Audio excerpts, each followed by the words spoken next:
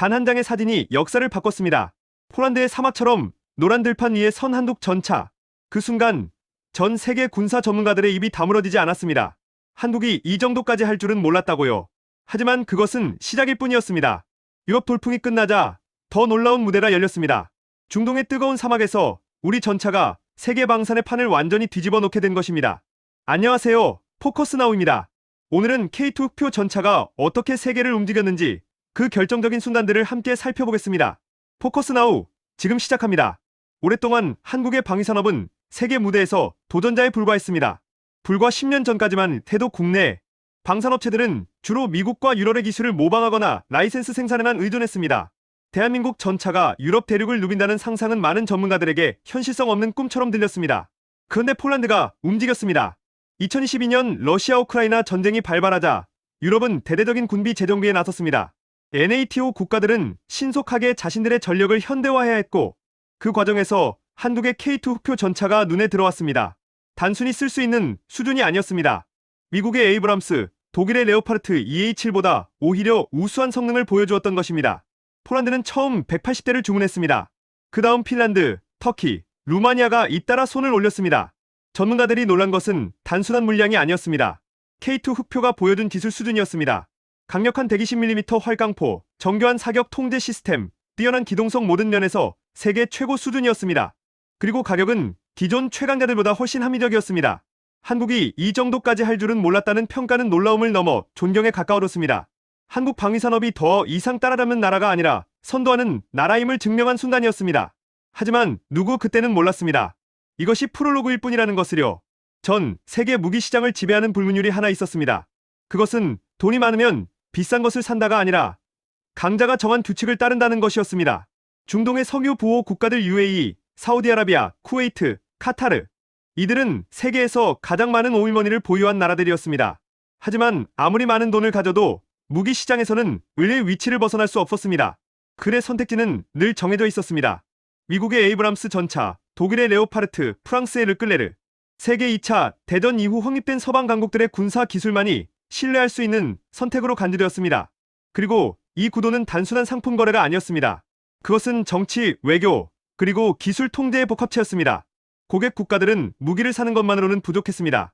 기술 이전 제한, 수출 승인의 정치와 부품 공급의 의존성, 이 모든 것들이 강국의 손아귀에 있었습니다. 예를 들어 UAE가 사우디아라비아에 전차 부품을 수출하고 싶어도 미국 승인이 필요했습니다. 프랑스가 정치적 이유로 유지보수 부품을 끊으면 아무리 최신식 전차도 창고의 철덩어리가 되어버렸습니다. 비싼 돈을 지불하고도 항상 누군가의 눈치를 봐야 했던 것입니다. 이것이 당연한 줄 알았던 중동의 방위 담당자들은 깨닫지 못했습니다. 이 불변이라고 여겨진 질서가 이제 흔들리기 시작한다는 것을요. 한국은 다르게 시작했습니다. 일반적인 무기 수출국들의 전략은 단순했습니다. 우리 제품은 이렇게 우수합니다. 구매하세요라는 식의 단방향 제시였습니다. 마치 완성된 상품을 진열장에 놓고 고객을 기다리는 식이었습니다. 하지만 한국의 방위산업 관계자들은 먼저 물었습니다. 어디서 쓸 겁니까? 어떤 환경입니까? 무엇이 가장 불편합니까? 당신의 작전 환경은 어떻게 되나요? 이것은 혁신적인 접근이었습니다. 고객의 목소리를 듣는 것이었습니다. UAE와 사우디아라비아의 군부와 방위 담당자들은 이 질문들에 터놓고 답했습니다. 섭씨 50도를 넘나드는 사막의 폭염, 엔진을 갉아먹는 미세한 모래먼지, 험악한 지형에서의 기동성, 정비 인프라의 부족, 이들이 느끼는 가장 절실한 문제들이 쏟아져 나왔습니다. 그리고 한국 엔지니어들은 그 문제들을 해결하기 시작했습니다. 기존의 K2 전차를 그대로 팔지 않았습니다. 대신 K2M이라는 새로운 버전을 만들었습니다. 사막형 흑표였습니다. 이것은 무기 판매가 아니었습니다. 문제 해결이었습니다. 고객 맞춤형 솔루션이었습니다. 고객의 말을 듣고 그들의 고통을 이해하고 그것을 기술로 녹여낸 것입니다. 이 순간부터 무기 판매의 역학이 바뀌기 시작했습니다. 기존 당국들은 우리 제품이 최고인이 받아들여라고 했지만 한국은 당신이 최고인이 당신을 위해 만들겠다고 했습니다. 고객들의 마음이 움직이는 것은 필연이었습니다. 중동의 사막은 전차에게 지옥입니다. 그것은 단순한 더위가 아닙니다. 섭씨 50도를 넘나드는 폭염은 엔진의 냉각 시스템을 극한까지 밀어붙입니다. 수증기 응축으로 인한 부식, 윤활유의 점도 변화, 이 모든 것이 전차를 서서히 파괴합니다. 그보다 더 치명적인 것이 있습니다. 바로 모래먼지입니다. 사막의 모래는 수 마이크로미터에 불과합니다. 일반적인 필터로는 걸러낼 수 없습니다. 이 미세한 모래가 엔진 내부로 침투하면 피스톤과 실린더 덕에 미세한 스크래치를 만듭니다. 누적되면 엔진 성능이 급속도로 떨어집니다. 심하면 엔진 자체가 고착됩니다. 기존 전차들은 이 문제를 완전히 해결하지 못했습니다. K2M은 달랐습니다. 먼저 냉각 시스템을 극한까지 강화했습니다. 기존 전차보다 훨씬 큰 규모의 라디에이터, 추가적인 냉각팬, 고급 열, 교환기 이 모든 것이 집적되어 50도가 넘는 환경에서도 엔진 온도를 정상 범위 내에 유지했습니다. 모래먼지 대책은 더욱 획기적이었습니다. 한국은 특수 필터 시스템을 개발했습니다. 다단계의 여과 방식으로 미세먼지를 원천 차단하는 방식입니다. 이 필터는 일반적인 필터보다 10배 이상 세밀하면서도 공기 흡입 효율은 유지합니다. 엔진의 성능 저하 없이 완벽한 보호를 제공한 것입니다. 여기에 능동방어 체계 APS까지 더했습니다. 능동방어 체계는 날아오는 미사일을 자동으로 감지하고 요격하는 시스템입니다. 중동의 불안정한 정세에서 이것은 승무원의 생존율을 획기적으로 높였습니다. 하지만 K2M의 진정한 특성은 다른 곳에 있었습니다. 바로 현수장치였습니다. K2 전차는 한국 독자 개발의 특수 현수장치를 장착하고 있습니다. 이것은 차체 높이를 실시간으로 조절할 수 있습니다. 모래 언덕에 접근할 때는 차체를 낮춰 안정성을 높이고 포를 쏠 때는 차체를 원하는 각도로 조절합니다. 사막의 불규칙한 지형에서 정확하게 숨어서 포를 쏘는 것, 사막 지형의 고도 차이를 최대한 활용하는 것, 이 모든 전술이 가능해진 것입니다. 결국 사막에서 살아남는 전차 자체가 경쟁력이었습니다. 그리고 다른 전차들은 버티지 못했습니다. UAE는 오랫동안 프랑스의 르클레르 전차를 운용해왔습니다. 르클레르 전차는 얼핏 인상적입니다. 세련된 디자인, 프랑스의 자존심이 담긴 첨단 기술, 강력한 화력. 유럽의 무기 시장에서는 명성이 높은 전차였습니다. 하지만 사막은 디자인과 명성을 평가하지 않습니다. 사막은 성능만 본다. UAE의 르클레르 전차 운용 경험은 처참했습니다. 먼저 고장이 자주 났습니다. 냉각 시스템의 과부하, 모래먼지로 인한 예상 외의 결함들이 속출했습니다. 전차 정유사들은 늘 부족한 부품과 설명 없는 고장에 시달렸습니다. 더 심각한 문제는 가동률이었습니다. 군대에서 가동률은 전력의 척도입니다. 100대 중 몇 대가 실제로 작동할 수 있는가? UAE의 르클레르 전차 부대는 가동률이 60% 내외였습니다. 절반 이상이 정비 대기 중이었다는 뜻입니다. 하지만 가장 근본적인 문제는 유지보수였습니다. 르클레르 전차는 복합국 제품입니다. 차체는 프랑스, 엔진은 독일 MTU, 변속기도 독일. 이것이 얼마나 치명적인지는 고장이 나면 드러납니다. 차체에 문제가 생기면 프랑스에 연락하고 엔진에 문제가 생기면 독일에 연락해야 합니다. 두 나라 모두 승인이 필요합니다. 어느 한쪽이라도 거부하면 부품 공급이 멈춥니다. 더 심각한 것은 정치적 상황입니다. 중동 정세가 요동칠 때마다 서방 국가들은 무기 수출 정책을 바꿉니다. 이란과의 관계, 국제 제재, 정치적 입장, 이 모든 것이 무기 부품의 수출 승인에 영향을 미쳤습니다. 결국 멀쩡한 르클레르 전차가 부품 공급 중단으로 인해 창고에 방치되는 일이 발생했습니다. UAE는 그때 깨달았습니다. 남의 나라 무기를 쓴다는 것이 얼마나 서러운 일인가를. 아무리 최신식이고 강력해도 결국 그 나라의 정치적 이해관계에 좌우되는 것이었습니다. 이때 K2M이 등장했습니다. 한국산 전차, 한국에서 만들고 한국에서 정비하고 한국이 책임진다는 뜻입니다. 더 이상 프랑스와 독일의 눈치를 볼 필요가 없다는 의미였습니다. UAE의 선택은 명확했습니다. 모든 전차의 심장은 동일합니다.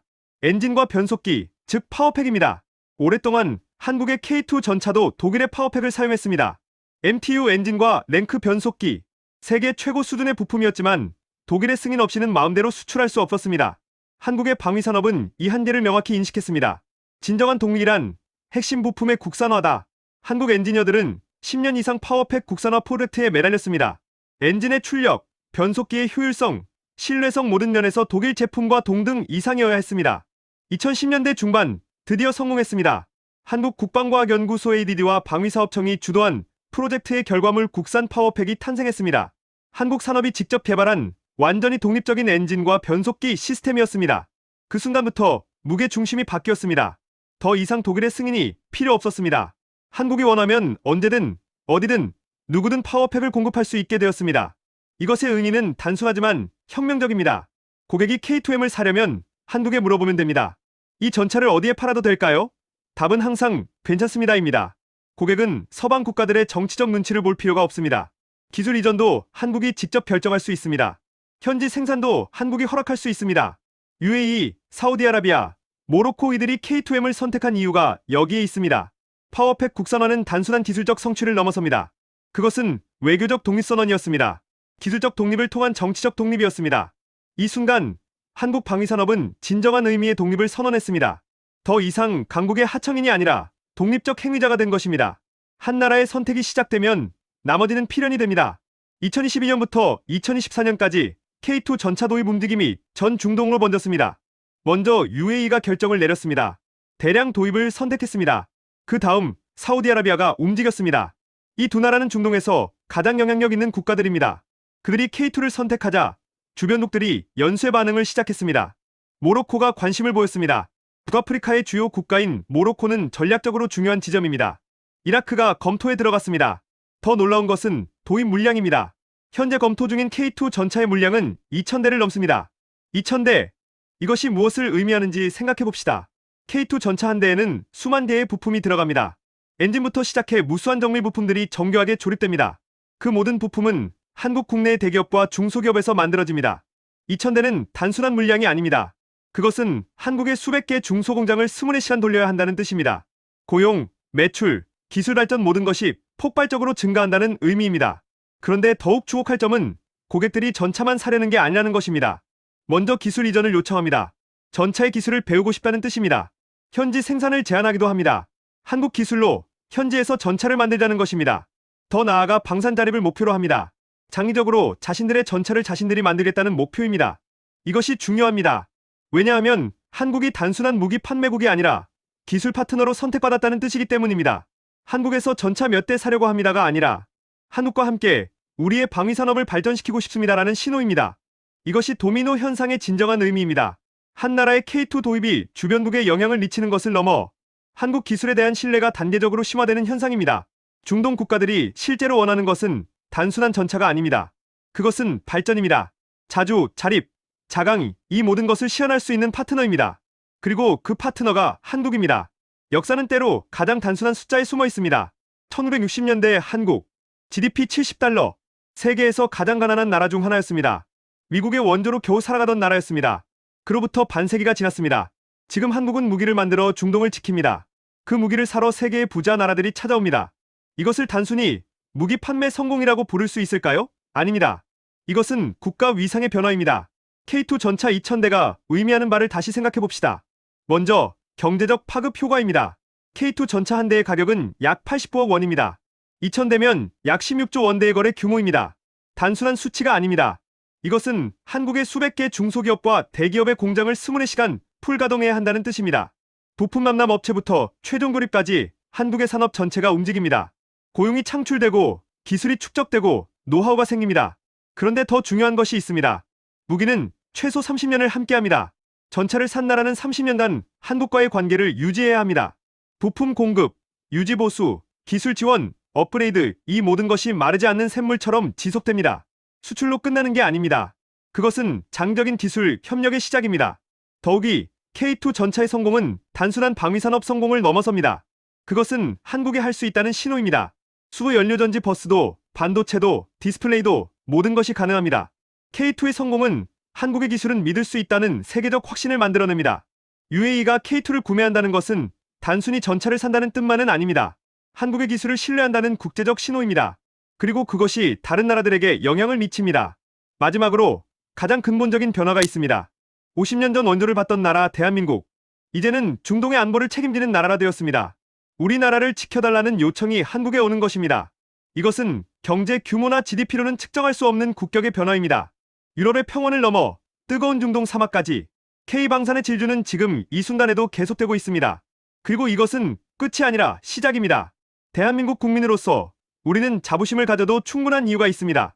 오늘 이야기를 정리하면 한국 방위산업이 단순히 기술적으로 성장한 것만은 아닙니다. 고객의 말을 듣고 그들의 문제를 이해하고 그것을 기술로 해결했을 때 국가의 위상이 따라온다는 것을 보았습니다.